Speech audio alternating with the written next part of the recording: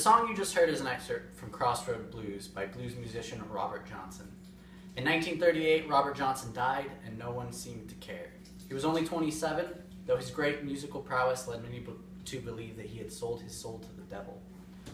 From 1950 to 2010, 144 musicians died at the age of 27. This seemingly high number has lent credibility to the idea of the existence of a 27 Club. Today we will be examining the common traits between the lives and deaths of Robert Johnson, Jimi Hendrix, Janis Joplin, Jim Morrison, and Kurt Cobain, some of the most influential members of this club. We will also determine whether the existence of the club is valid or based solely on coincidence. As a musician, this subject has been of interest to me since my teenage years. For approximately the past 10 years, I have studied biographies, watched documentaries, and read studies on the club. The first of the 5 musicians we will talk about today is Robert Johnson. Johnson is widely considered the first notable member of the 27 Club. He was born in 1911 in Mississippi. He was not very good at guitar in the beginning. In his early 20s, he would bring a guitar around and play and mostly just annoy people. He left for Arkansas for a period of 6 to 8 months, and when he came back, he was so incredibly good at the guitar that people began to believe he had sold his soul to the devil. He had a mysterious death, according to Sonny Boy Williamson in the 1992 movie The Search for Robert Johnson.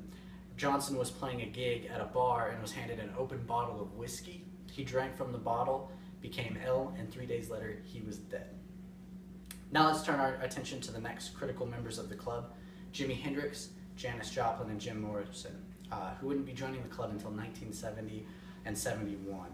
The incredible closeness in these artists' death brought forth the idea of an unofficial 27 Club.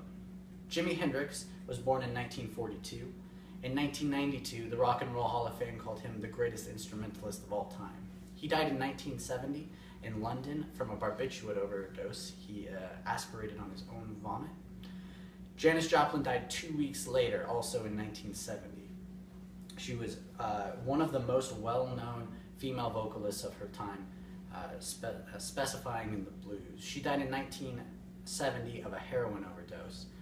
She bought heroin off the street thinking it would be street quality heroin. It ended up being very high quality heroin, and she died in her hotel room before the release of an album she was recording.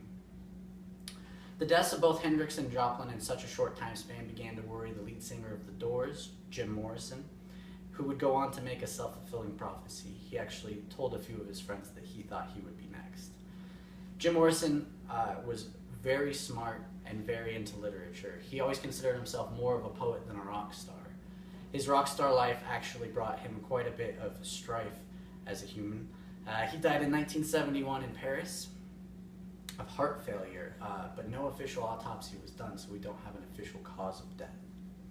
The last musician we are going to discuss today is Kurt Cobain, whose death coined the name of the 27 Club. He was born in 1967 in Washington. He was one of the founding members of Nirvana, who in turn were founding members of the genre grunge that kind of swept through the nation in the early 1990s. He died in 1994 of a self-inflicted gunshot wound in Washington. According to Charles R. Cross in the 2004 book, Take a Walk on the Dark Side, Rock and Roll Myths, Legends, and Curses, Kurt Cobain's mother told a local newspaper, "Now he's gone and joined that stupid club. I told him not to join that stupid club." Kurt Cobain's mother was probably not talking about Jimi Hendrix and all of the others. She was actually talking about Kurt's family. He had a few uncles that had committed suicide prior.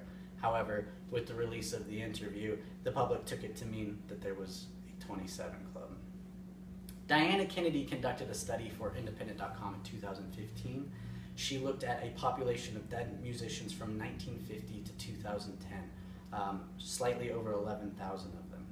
She found that 1.2% of them had died at the age of 26, 1.4% of them had died at the age of 28, and in the middle of those two statistics, at 1.3%, they had died at 27. The largest group she found was actually those who had died at the age of 56. It was 2.2% of the population, or 239 of these individuals. So the 27 Club is actually not statistically viable. Given that these points, we can conclude that the deaths of the musicians was no more than mere coincidence. Despite the fact that the lives of each musician discussed was fraught with substance abuse and emotional turmoil, there is no statistical significance to the club.